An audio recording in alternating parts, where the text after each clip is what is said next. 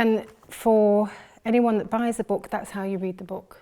You do not read it from start to finish. You literally use it on a day-to-day basis. You pick a page, okay, and that page is what you need to be reflecting on. This is how you reprogram the mind, that you pick a page and it gives you an element of truth. It challenges your perception, and that's what you sit and contemplate for that day. Truth is an energy, by the way. You know, whatever is truth, when somebody has realized consciousness, whatever they say becomes an energy, and what's written in the book becomes an energy. So it makes you reflect, it changes the way that you actually perceive. And this is how you reprogram it. So if you buy the book, that's what you do. Do not read page after page, one page. That's it.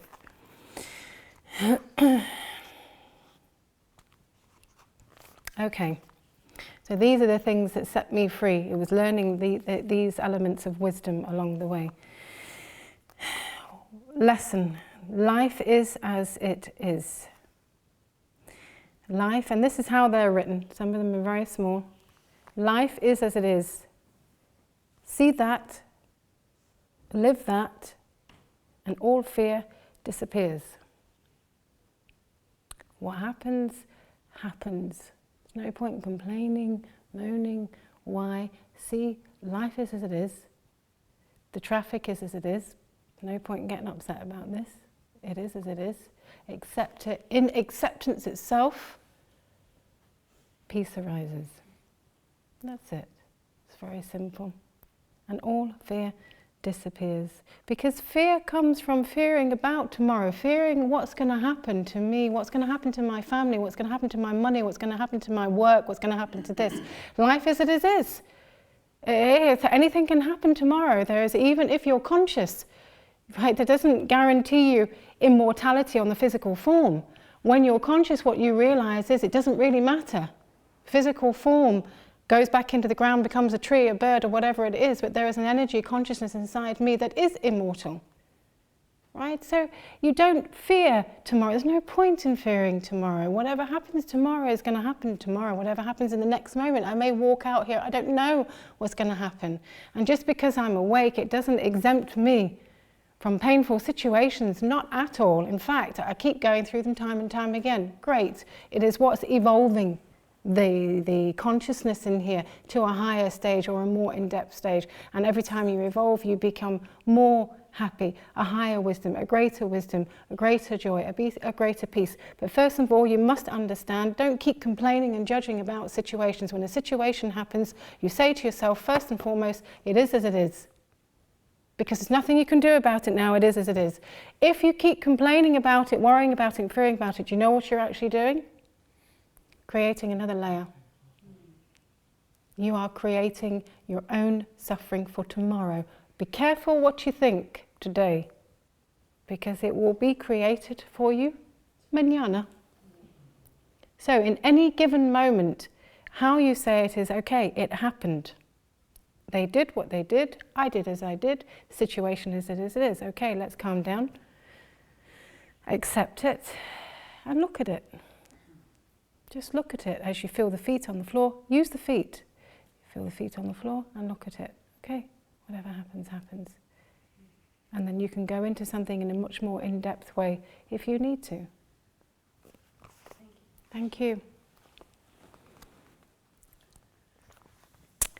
Does anybody have any questions before I ask for another number? I have a question. Mm-hmm. So when you've learned to live in this, with this acceptance and this stillness, is kind of the way I describe it, and you have then your mum on the phone or your sister on the phone and they're giving out about this, that and the other, how do you keep that sense of stillness without sort of telling them, well, go piss off, it's not my problem, or how do you can't say to them, well, you need to do this, you need to accept the situation. How do you not take on this? Do you know what I'm saying? Yeah, I do know what you're saying. Well, I suppose first of all, what you have to do is get yourself in that place. Because when you actually are in that place, and I suppose from where you are now, and you are at a certain level anyway for you to be here. So if I was in your position, because I can talk from my point, but I'm not in your position, so I'm going to try and talk from your position, and that would be that if I was you, what you do is you put your feet on the floor, first of all, so you stabilize yourself and your mind, and you listen to what people say, but at the end of it all, what we have to understand is that people are trapped in this the mind and conditioning and the drama and all of those things that maybe you see through and they don't. And so you understand also, you do get to a point where these things just don't bother you, and you don't try to change people that are interacting in that level. You kind of just see through that it's the game of the mind, okay, and they're playing this game, and you quite often I allow people really just to go off and play this game. I mean, I don't tend to get involved too much with it unless someone asks for my opinion. Okay, then I will give an opinion, right? But I won't keep giving it either. I will give it, yeah. And if they keep with the drama, and in the end, you have to be straight too, which this links into self-worth. Being straight means that you don't mind, or your self-worth is not dependent upon them being pissed off at you. You kind of have to just tell people sometimes, you know what, I'm not getting involved in that. I've said it time and time again, and if you're not listening, that's okay. Look, you carry on as you are. I have no ill feeling towards you, but I can't keep listening to it. And that's it. They can get upset with you, no problem at all. But in actual fact, what people don't realize is that it benefits people to be straight. People get upset by it, and that's why a lot of people won't be straight. They'll go people pleasing. They will, they'll sit and pretend that they're interested. Then behind their back, they'll say, they keep going on and on and on and on and on. But really what you need to say is, look, you keep going on and on about the same thing. You're not doing anything to change it. I don't want to hear any more. That might be the catalyst that actually changes them in the end. So always try with people just to be straight, whatever comes up, especially if you can feel the feet on the floor. What you'll find is when I'm sat with people, and people may come on a one-to-one, and they can come with a can of worms. They're coming in here and they're all a mess, and they're crying and all of these things, and I have to sit here and they're looking at me like I'm God and I'm going to sort them out. Maybe I can or I can't. 99.9% of the time I do. But it comes with, they come in, they give me a can of worms, and all these worms are going crazy, like they're on acid or something, and and they're all flowing everywhere, and it's a bit like the Twilight Zone thing. And I just sit there and I listen to this is this, and that person did that, and and I'm crying, and I'm like anxious, and this and this and this.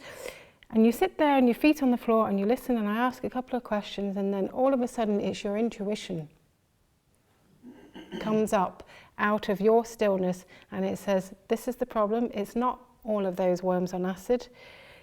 You're not in the Twilight Zone. It's that one worm there. That was the cause, and this is what you need to do. Now, if they do or don't do that, it's nothing to do with me. And I won't continue to see people that keep coming back with the same thing, because some people just want to keep moaning, and that's where they're at. And it's understanding people are at different stages of evolution too, and it's where their consciousness is at that stage. And you can't do any more than simply telling them. Okay, thank you.